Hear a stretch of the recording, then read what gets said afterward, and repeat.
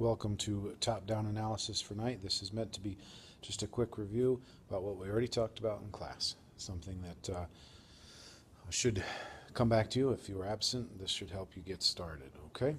So, what's the first thing we need to do? To do this, first of all, review the book. We need to review what it was about, the big picture, the main point. Review your precis. Remember that thing from way back? Take a look at that again. What was the thesis that you identified? You don't have to stay with that thesis, but you have to make sure that that thesis is in fact not just telling what Elie Wiesel did, but why.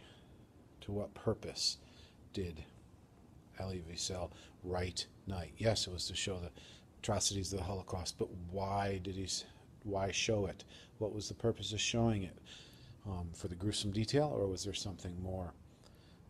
So make sure that we analyze the why for the thesis. Okay?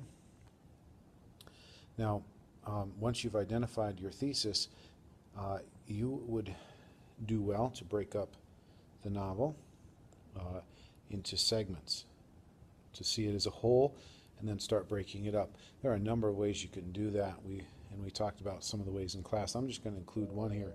You could do the before class, before the camp, during the camp, and then after the camp. But like I said, there are other ways you could divide it. Depending on your thesis, you will divide it differently. So if your thesis dictates a different kind of division, you need to divide the novel up as a result. Then what you're going to do is look for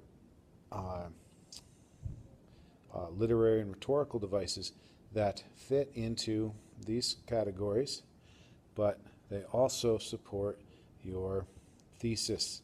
You need to make sure that you are always, everything you do is supporting your thesis. All right?